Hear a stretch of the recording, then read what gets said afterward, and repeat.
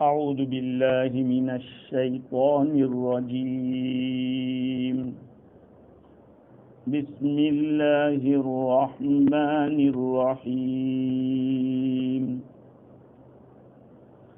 فليقاتل في سبيل الله الذين يشرون الحياة الدنيا بالآخرة ومن يقاتل في سبيل الله فيقتل أو يغلب فسوف نؤتيه أجرا عظيما. وما لكم لا تقاتلون في سبيل الله والمستضعفين من الرجال والنساء والولدان الذين يقولون ربنا أخرجنا من هذه القرية الظالم أهلها واجعل لنا من لدنك وليا واجعل لنا من لدنك نصيرا. الذين آمنوا يقاتلون في سبيل الله والذين كفروا يقاتلون في سبيل الطاغوت فقاتلوا أولياء الشيطان إن كيد الشيطان كان ضعيفا. صدق اللہ العظیم. بزرگوں، پیارے بھائیوں، گزشتہ مجلس میں یہ بات عرض کی جا رہی تھی کہ اللہ کے راستے میں جنگ کی بازی لگانا چاہیے ان لوگوں کو جو کہ دنیاوی زندگی کو بیچتے ہیں آخرت کے مقابلے میں، اور جو اللہ کے راستے میں جان کی بازی لگائے گا، قتال کرے گا، پھر وہ تو شہید کر دیا جائے گا یا غالب آئے گا تو ہم اس کو بڑا اجر عطا فرمائیں گے. ایک سوال یہ ہوتا ہے لوگوں کو کہ لڑنا جھگڑنا تو اچھی چیز نہیں ہے، ایسے ہی بیان کرتے رہو، نصیحت کرتے رہو. تو حضرت عیسیٰ علیہ السلام کی شریعت کے اندر جہاد کہاں تھا؟ وہاں تو ایک کوئی اگر ماری تو کہا دوسرا بھی پیش کر دو. تو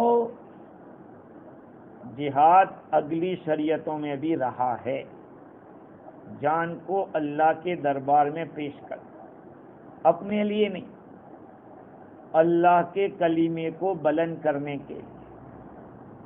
ظاہری بات ہے کہ ساری دنیا اللہ نے بنائی ہے، ہمیں کوئی کوشش نہیں کرنی پڑی. سورج وہ نکالتا ہے، چاند وہ نکالتا ہے، غلہ وہ اگاتا ہے، بارش وہی برساتا ہے. یہ ساری چیزیں استعمال کے لائق اللہ تعالی ہمارے لیے کرتا ہے، ورنہ ہماری کون سی طاقت ہے کہ ہم زمین میں دانہ ڈالے ایک اور 100 دانے نکال لیں؟ بتی میں کیا طاقت ہے کہ وہ ایسا کر سکے؟ وہ تو اللہ کی طاقت. ظاہری بات ہے جب اس کی طاقت ہے تو اسی کا سکہ چلنا چاہیے دنیا میں. اس کو چھوڑ کر اگر کوئی کسی اور کی پوجا کر رہا ہے تو گویا کہ وہ اللہ کے حق کو دبا رہا ہے، وہ ظلم کر رہا ہے اپنے آپ پر. تو دنیا کے اندر ایسے لوگ ایک قسم کا بگاڑ ہے.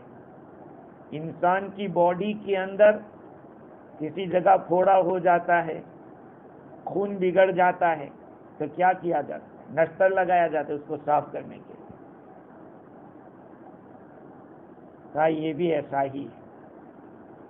اللہ تعالیٰ فرماتے ہیں کہ ان لوگوں کو اللہ کے راستے میں قتال کرنا چاہیے جو دنیاوی زندگی کو بیچتے ہیں آخرت کے مقابلے. ایمان والا جو ہے نا، اس کا تو سودا ہو چکا ہے، اس کے جان کا بھی سودا ہو چکا ہے، اس کے مال کا بھی سودا ہو چکا ہے. کس کے بدلے میں؟ جنت کے بدلے میں. ان اللہ اشتری من المؤمنین انفسهم واموالهم بان لهم الجنہ. اللہ تعالیٰ نے خرید لیا ہے ایمان والوں سے ان کی جانیں اور ان کی مالیں بدلہ کیا ہوگا کہ ان کے لیے جنت ہوگی. جنت تو میں نے اور آپ نے دیکھی نہیں ہے. جو چیز خریدی جاتی ہے اس کو دیکھنا پڑتا ہے. بغیر دیکھ کے خریدتے ہیں کوئی چیز؟ نبی اکرم صلی اللہ علیہ وسلم نے دیکھ لی ہے جنت ہماری طرف سے، حضور نے دیکھ لی. تو ایمان والے تو دنیا کو بیچتے اور آخرت کو خریدتے، آخرت لیتے ہیں، دنیا نکالتے. اور منافق ہوتا ہے وہ خریدتا ہے دنیاوی زندگی کو آخرت کے مقابلے میں. آخرت دیتا ہے، دنیا لیتا ہے. یہ اس کا سودا ہے. اللہ تعالیٰ فرماتے ہیں کہ جو کوئی بھی اللہ کے راستے میں قتال کرے گا، پھر یا تو وہ شہید ہوگا یا جیتے گا، ہم اس کو بڑا اجر عطا فرمائیں گے. مال غنیمت تو ملے گا ہی، لیکن غازی اللہ رب العزت کے یہاں شہید ہونے والے کا خون بڑا قیمتی ہے. ادھر قطرہ گرتا ہے، ادھر اس کی بخشش ہو جاتی. آگے اللہ تعالیٰ نے فرمایا کہ بھئی اللہ کے راستے میں کیوں تم نہیں لڑو گے؟ لڑنا چاہیے. اس لیے میں نے کہا تھا کہ اللہ تعالیٰ سے یہ کہو کہ یا اللہ اگر موقع لگا اور تو نے ہم سے یہ مانگا تو ہم یہ بھی دینے کے لیے تیار ہیں. ہماری جان کیا ہے؟ ہماری قیمت کیا ہے؟ اگر خدا کے راستے میں چلی جائے تو وہ قیمتی بن سکتی ہے، اور بغیر ایسے ہی بستر پہ مر گئے اور جذبہ دل میں رکھا ہی نہیں تو وہ موت تو اتنی اچھی موت نہیں ہے. آدمی کے اندر جذبہ ہونا چاہیے کہ خدا نے اگر جان مانگی تو ہم دے دیں گے. امام فخر الدین رازی نے لکھا ہے کہ جب انسان اس دنیاوی زندگی کو اللہ کے راستے میں خرچ کرتا ہے تو اس کا نفس کہتا ہے کہ مت خرچ کر. کبھی کبھی دین کے بارے میں کوئی معاملہ ہوتا ہے نہیں تو کیا کہتے ہیں، تیرے باپ کا کیا جاتا ہے، چھوڑ. دل کہتا ہے کہ رہنے دے، تیرا کیا ہو رہا ہے. دین اللہ کا ہے، اور اللہ کے دین کے بارے میں تھوڑی بھی اگر کوئی بات ہوئی، ہر ایمان والے کی ذمہ داری ہے کہ وہ اس کے اندر حصہ لے. یہ نہ سوچ لے کہ میرے باپ کا کیا، میں کیوں بولوں، میں اپنے گھر مصیبت کیوں لاؤں. ہر آدمی کی ذمہ داری ہے دین کی حفاظت کرنا. تو نفس بخل کرتا ہے، کنجوسی کرتا ہے کہ کیوں مال خرچ کرتا ہے اللہ کے راستے میں، تیرا کیا ہوگا. شیطان ڈراتا ہے کہ تو اگر اللہ کے راستے میں دے دے گا تو تیرے پاس کیا بچے گا، تیرے بیوی بچوں کا کیا ہوگا. اس لیے آدمی پھر ہاتھ میں لا کر بھی رکھ دیتا ہے کہ رہنے دے. وَمَا لَكُمْ لَا تُقَاتِلُونَ فِي سَبِيلِ اللَّهِ وَالْمُسْتَضْعَفِينَ مِنَ الرِّجَالِ وَالنِّسَاءِ وَالْوِلْدَانِ الَّذِينَ يَقُولُونَ رَبَّنَا أَخْرِجْنَا مِنْ هَذِهِ الْقَرْيَةِ الظَّالِمِ أَهْلُهَا وَاجْعَل لَّنَا مِن لَّدُنكَ وَلِيًّا وَاجْعَل لَّنَا مِن لَّدُنكَ نَصِيرًا. اس آیت کریمہ میں اللہ رب العزت نے یہ بتلایا ہے کہ جہاد فرض ہے، واجب ہے. مطلب یہ ہے کہ اللہ کے راستے میں جان کی بازی لگانے کو چھوڑ دینا، اس کے لیے کوئی عذر نہیں. بیمار ہے، معذور ہے، وہ الگ چیز ہے، لیکن تندرست آدمی کے لیے کوئی عذر نہیں ہے. اس لیے دیکھو صحابہ کرام مدینہ منورہ میں ہیں. کہاں پر؟ مدینہ منورہ میں ہجرت کر کے آ چکے ہیں، حضور بھی آ چکے ہیں. لیکن مکہ مکرمہ کے اندر بہت سارے مسلمان ایسے تھے جو مجبور تھے کہ نکل نہیں سکتے تھے. جیسے کہ کوئی کسی کا غلام ہے، مکہ کے مشرک کا کوئی غلام ہے تو آقا کافر ہے، مشرک ہے، وہ کیسے جانے دے گا؟ کہا نہیں، رکو، نہیں جا سکتے. یا بچے ہیں مسلمان ہو چکے ہیں، اس کی اماں بھی مسلمان ہے، عورت ذات ہے، وہ بیچاری اکیلی کہاں سے نکلے گی مکہ سے مدینہ جانے کے لیے؟ بہت سارے صحابہ کرام رضوان اللہ علیہ مجمعین اس طرح کے تھے جو نہیں نکل پا رہے تھے، جن کے نام علماء کرام نے بیان کیے ہیں۔ حضرت عبداللہ ابن عباس رضی اللہ عنہما صحابی رسول بھی ہیں، مفسر قرآن بھی ہے، وہ بچے تھے، ان کی اماں حضرت سلمہ بن ہشام رضی اللہ عنہ، ولید ابن ولید رضی اللہ عنہ، ابو جندل بن سہل رضی اللہ تعالیٰ عنہ، یہ سارے مسلمان مکے میں ہیں، اور کیسے زندگی گزار رہے ہیں؟ دب کے زندگی گزار رہے ہیں۔ مشرکین ان کو تکلیف پہنچا رہے ہیں، اس لیے کہ سارے مسلمان تو ہجرت کر کے مائگریٹ ہو کے مدینہ منورہ چلے گئے، تو مدینے میں مسلمانوں کو پتا ہے کہ مکہ کے مسلمانوں پہ کیا گزر رہی ہے، تو پھر کیوں اللہ کے راستے میں نہیں جائیں گے؟ ان کو چھڑانا ہے، وہاں سے نکالنا ہے۔ دیکھو، المومن للمومن کالبنیان، ایمان والا ایمان والے کے لیے ایسا ہے جیسے کہ بلڈنگ کی جو عمارت ہوتی، بلڈنگ کی جو تعمیر ہوتی ہے، کا ایسا ایک اینٹ گرے گی تو دوسری تیسری چوتھی ایسے گرتے گرتے بلڈنگ گر جائے گی، اور اگر ایک دوسرے کے سپورٹ میں رہیں گے تو وہ بلڈنگ مضبوط رہے گی۔ ایمان والے آپس میں بھائی بھائی ہیں، انما المؤمنون اخوہ، لیکن ہمارا حال کیا ہے؟ ایک ایمان والا ہی ایمان والے کو کاٹتا ہے۔ کیوں ایسا؟ اس لیے کہ ایمان کی حقیقت سمجھے ہی نہیں ہے، ایمان والے کے حقوق کیا ہیں وہ ہم سمجھے ہی نہیں ہے۔ اگر سمجھتے تو اپنے دل کے اندر جگہ ہوتی۔ ایک سگے بھائی کو دوسرے سگے بھائی کے لیے کتنی جگہ ہوتی ہے، اور ہونی چاہیے، چاہے چھوٹا ہو بڑا ہو، لیکن خون کا رشتہ ہے، کیسے ایسا ہونا چاہیے۔ بھائی کی بھول آدمی چھپائے گا، بھائی کی غلطی کو چھپائے گا، ایک دوسرے کا اکرام۔ یہ جب سگے بھائی میں ایسا ہے تو خون کے رشتے سے تو ایمان کا رشتہ اور مضبوط ہے۔ اللہ کے قرآن نے کہا انما المؤمنون اخوہ، تو مکہ والوں مدینہ منوروں کو کہا کہ بھئی تم کیسے نہیں جنگ کرو گے، حالانکہ تمہارے سامنے مکہ کے مسلمانوں کا حال ہے کہ ان کے ساتھ کیسا سلوک کیا جا رہا ہے۔ اللہ تعالیٰ فرماتے ہیں وَمَا لَكُمْ لَا تُقَاتِلُونَ فِي سَبِيلِ اللَّهِ، تم کیوں اللہ کے راستے میں قتال نہیں کرو گے، اور مستضعفین کے بارے میں قتال نہیں کرو گے، جن کو کمزور سمجھا گیا ہے مکے میں۔ بھئی غلام تھے، مسلمان تھے، بالغ کے بڑے ہیں، پھر بھی ان کے ساتھ تو غلام ہونے کی وجہ سے ظلم و ستم، مارنا پیٹنا، ان کو ستانا، مختلف قسم کی تکلیفیں دینا کافروں کے ہاتھ سے ہو رہا تھا۔ تو اگر آپ جہاد کرو گے مدینے سے مکہ والوں کے ساتھ، تو مکہ میں جو مسلمان ہیں وہ چھوٹیں گے ان کے ہاتھوں سے، تو گویا کہ قیدیوں کو نکالنا ہے، اس لیے تو تم پر ضروری ہے، تمہیں کرنا پڑے گا یہ۔ حضرت ابن عباس رضی اللہ عنہ فرماتے ہیں کہ میں اور میری ماں ان مستضعفین میں سے تھے جن کو کمزور سمجھا جا رہا تھا مکے میں، جن کو ستایا جا رہا تھا۔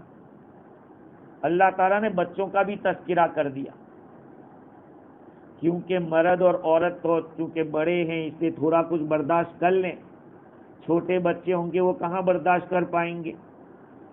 قرآن نے اس لیے بچوں کا تذکرہ کیا کہ وہ کتنے بڑے ظالم ہوں گے کہ جنہوں نے مردوں اور عورتوں کو تو نہیں چھوڑا، بچوں کو بھی نہیں چھوڑا۔ ہندوستان کے اندر کچھ سالوں پہلے جو ظالموں نے ظلم ڈھائے گجرات میں اور دوسرے علاقوں میں، وہ یہی کیا چھوٹے چھوٹے بچوں کے ساتھ، چھوٹی چھوٹی بچیوں کے ساتھ۔ وہ تو قابل رحم ہوتے، ارے بچے کو کون مارے گا؟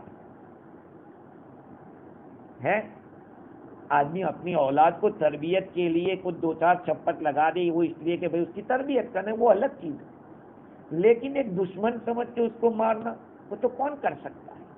وہ قاسی القلب ہی کر سکتا ہے، جس کے دل میں دل نہ ہو وہی ایسا کر سکتا ہے۔ قرآن نے ولدان کا لفظ اسی لیے بچوں کا تذکرہ کیا کہ وہ کتنے بڑے ظالم ہوں گے مکہ والے کہ وہ بچوں کے ساتھ، یہ رحم دلانے کے لیے۔ دیکھو بارش جب نہ ہو رہی ہو، بارش مانگنے کے لیے جب باہر میدان میں جاتے ہیں تو کتابوں میں فقہ میں لکھا ہے کہ اپنے چھوٹے چھوٹے بچوں کو بھی لے کر جاؤ، خدا کو رحم آ جاؤ کہ میرے معصوم بچے بھی آئے ہیں مجھ سے مانگنے کے لیے۔ تو اللہ تعالیٰ نے اس مقام پر بچوں کا تذکرہ اس لیے کیا۔ اور دوسری ایک بات یہ ہے کہ مستضعفین جو کمزور مرد اور عورتیں تھیں وہ اپنے بچوں کو بھی شریک کرتی تھی اپنی دعا کے اندر کہ اللہ تو اپنی رحمت ہمارے چھوٹے بچوں کے اوپر بھی نازل کر، جنہوں نے گناہ کوئی نہیں کیا ہے۔ دعا کرتے تھے وہ لوگ، مکہ کے مسلمان جن کے اوپر مکہ والے ظلم ڈھاتے تھے، دو دعائیں کرتے تھے، ربنا اخرجنا من هذه القرية الظالم اهلها۔ وہ لوگ کہتے ہیں کہ ہمارے رب آپ ہمیں نکالیں اس بستی سے جہاں کے رہنے والے ظالم ہیں۔ تمام مفسرین فرماتے ہیں کہ اس بستی سے مراد مکہ مکرمہ ہے، اور وہاں کے لوگوں کو ظالم قرار دیا قرآن نے۔ امام فخر الدین رازی نے لکھا ہے کہ ظالم اس لیے کہا کہ وہ شرک کر رہے تھے، ان الشرک لظلم عظیم، شرک کرنے والے بہت بڑے ظالم ہیں، شرک کرنے والے بہت بڑے ظالم ہیں۔ اور دوسری وجہ یہ ہے کہ یہ مسلمانوں کو تکلیف پہنچاتے تھے، ستاتے تھے اور الگ الگ قسم کی تکلیفیں دیتے تھے، اس لیے بھی وہ ظالم تھے۔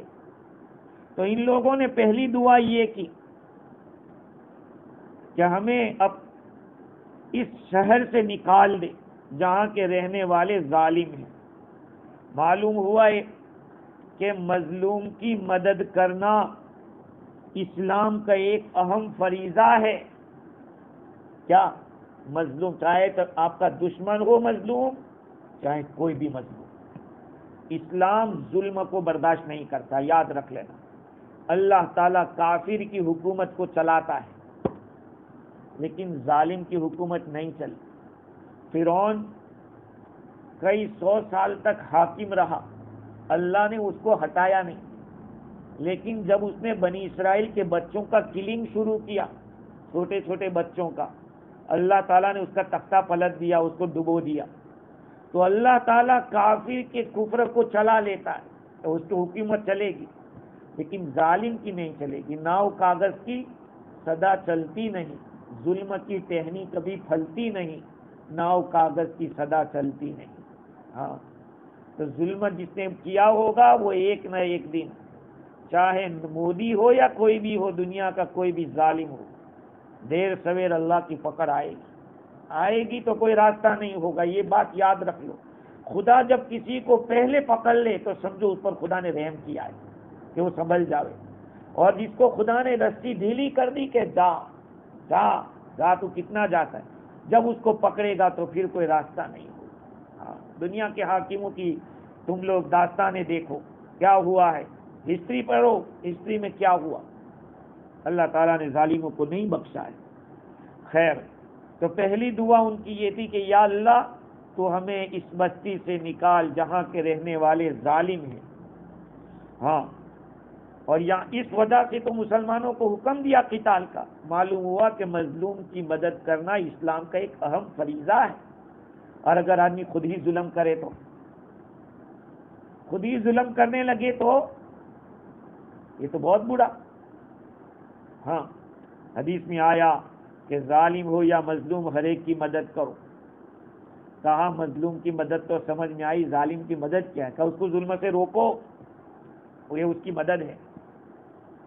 وَاجْعَل لَّنَا مِن لَّدُنكَ وَلِيًّا وَاجْعَل لَّنَا مِن لَّدُنكَ نَصِيرًا، اور آپ ہمارے اپنی طرف سے کوئی مددگار مقرر کر دیجئے، کوئی حامی، اور ہمارا کوئی دوست اپنی طرف سے مقرر کر دیجئے اور ہمارے لیے اپنی طرف سے کوئی مددگار بنا دیجئے. یہ دعا تھی ان مظلوموں کی کہ یا اللہ اپنی طرف سے کوئی ہمارا حامی مل جائے، ہمارا کوئی دوست مل جاوے، ہمارا کوئی ذمہ دار مل جاوے اور مددگار مل جاوے. یہ دعا کر رہے تھے.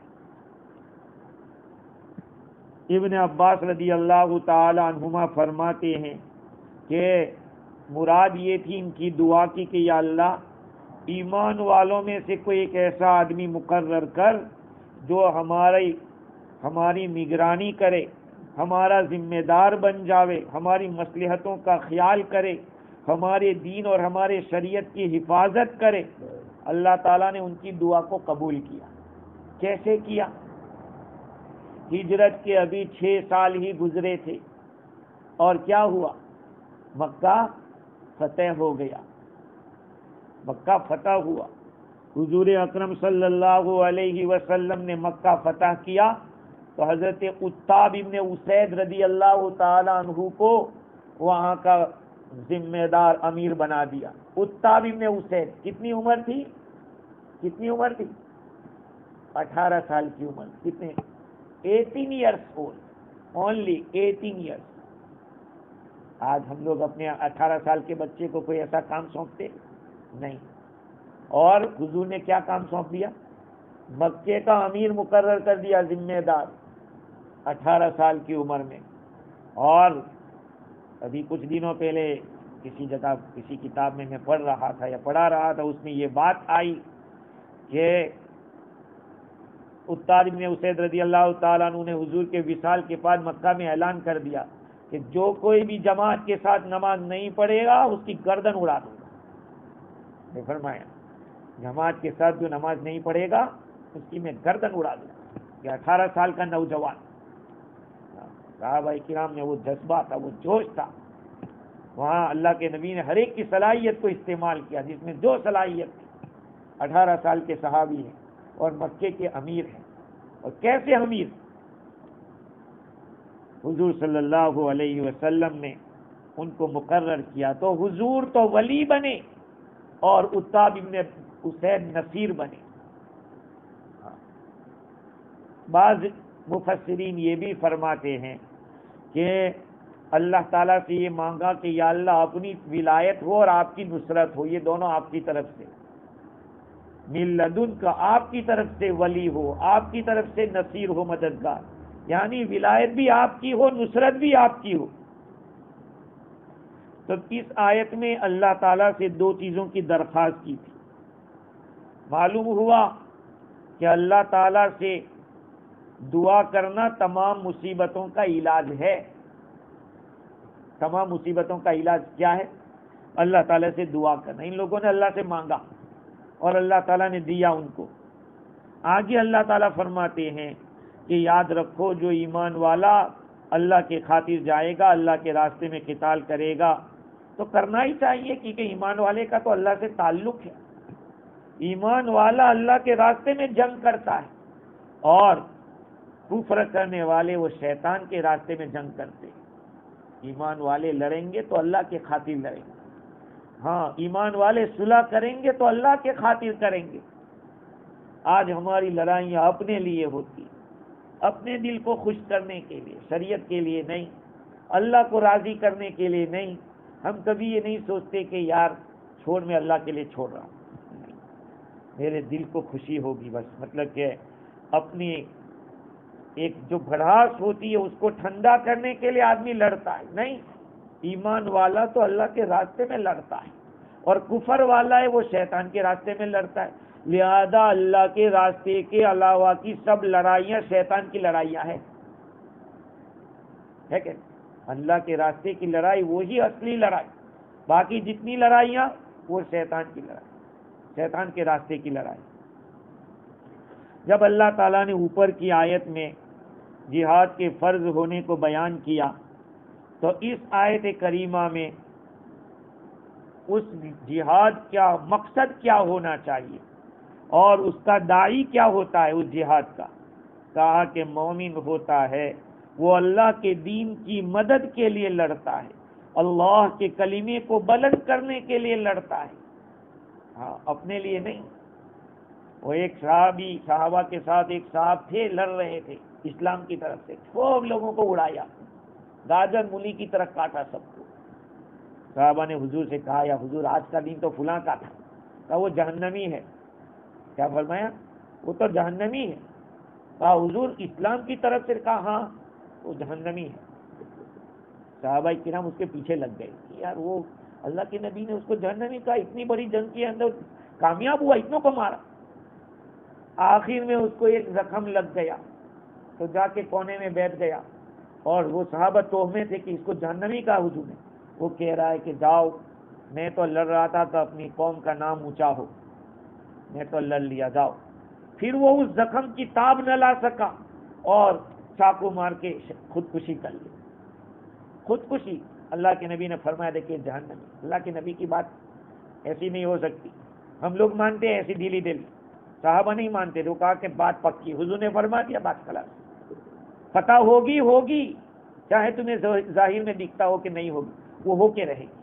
وہ ایمان تھا ان لوگوں کا۔ ارے کافر کا بھی ایمان یہ تھا، کیا ایک کافر کو حضور نے فرما دیا تھا کہ تجھے تو میں ماروں گا، وہ جنگ کے اندر کیا کہہ رہا تھا کہ اگر محمد تھوک بھی دیتے مجھ پر تو میں مر جاتا، کیونکہ انہوں نے کہا تھا۔ تو کافر بھی یہ مانتے تھے کہ نبی کی کہی ہوئی بات پکی ہے، اور ہم کلمہ پڑھنے کے باوجود بھی ہمیں تو بھروسہ نہیں کہ اچھا ایسا ہوگا ویسا ہوگا، کیونکہ آج 15ویں صدی میں ہمارا ذہن سائنس والا اور ٹیکنالوجی والا ہو گیا کہ وہ کہے تو مانیں گے، وہ نہ کہیں گے تو نہیں مانیں گے، چاند کا بھی نہیں مانیں گے۔ بھائی چاند دیکھا کا دیکھ لیا ہم نے، کہا نہیں سائنس نہ کہہ رہی ہے، تو وہ کہہ رہا ہے کہ میں نے دیکھا۔ یہ ہمارا حال ہے، یہ ہمارا ایمان ہے۔ ہاں تو ایمان والے تو اللہ کے راستے میں قتال کرتے ہیں، اور کفر والے وہ شیطان کے راستے میں جنگ کرتے ہیں۔ اللہ تعالیٰ نے بتلا دیا کہ جہاں غیر اللہ کو راضی کرنے کا مقصد ہوگا وہ شیطان کا راستہ ہے۔ آج ہماری جتنی بھی لڑائیاں آپس میں ہوتی ہیں اس کا مقصد کیا ہوتا ہے؟ اپنے دل کو خوش کرنا، شریعت کے حکم کو زندہ کرنے کے لیے نہیں، اس کے لیے لڑائی نہیں ہوتی۔ وہ تو وہاں تو کمپرومائز کر لیں گے، وہاں کمپرومائز کر لیں گے، وہاں دب جائیں گے، لیکن آپس کی لڑائی کے لیے خدا کے لیے دبیں گے نہیں۔ یہ ہمارا حال ہے۔ اللہ تعالیٰ فرماتے ہیں کہ والذین کفروا یقاتلون فی سبیل الطاغوت، شیطان کے راستے میں کفر والے لڑتے ہیں، لہذا تم شیطان کے دوستوں سے لڑو، قتال کرو۔ کیا مطلب؟ اللہ تعالیٰ نے دو راستے بتلا دیے، ایک سبیل اللہ، ایک سبیل الطاغوت، اللہ کا راستہ، شیطان کا راستہ۔ لہذا اگر آپ اللہ کے راستے میں ہیں تو آپ کو شیطان کے راستے والوں سے لڑنا پڑے گا، تو لڑو، اللہ تعالیٰ فرماتے ہیں۔ اور آخر میں فرما دیا کہ ان کید الشیطان کان ضعیفا، شیطان کی تدبیر تو بڑی کمزور ہوتی ہے۔ شیطان کی تدبیر کیا ہوتی ہے؟ کمزور ہوتی ہے۔ بھائی کیسے قرآن کہہ رہا ہے شیطان کی تدبیر کمزور؟ ان کیدکن عظیم، قرآن کہتا ہے عورتوں کے بارے میں کہ عورتوں کا مکر بڑا ہوتا ہے، اور شیطان کے بارے میں کیا کہا؟ شیطان کا تو ڈھیلا ڈھالا مکر ہوتا ہے، اس کی تدبیر ہوتی ہے وہ ڈھیلی ڈھالی ہوتی ہے۔ مطلب سمجھیے، شیطان مدد کرتا ہے اپنے دوستوں کی، شیطان تدبیریں کرتا ہے اپنے دوستوں کے لیے، اور اللہ تدبیر کرتا ہے اپنے دوستوں کے لیے۔ لہذا شیطان ایمان والوں کے ساتھ جو مکر کرے گا وہ، اور اللہ تعالیٰ کافروں کے ساتھ جو مکر کرے گا وہ، تدبیر کرے گا وہ، دونوں میں فرق یہ کہ اللہ کی تدبیر بڑی مضبوط ہے، اور شیطان جو ایمان والوں کے ساتھ جو تدبیر کرتا ہے وہ بہت کمزور ہے۔ یہ مطلب ہے اس کا۔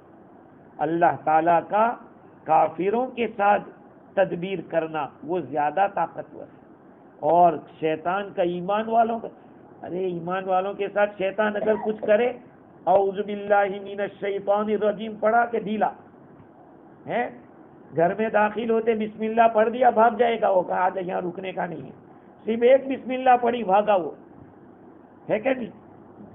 ہاں، تو ایمان والے کو تو اللہ کے لیے کرنا ہے جو کچھ کرنا ہے، مقصد اس کا اللہ کی ذات ہونی چاہیے۔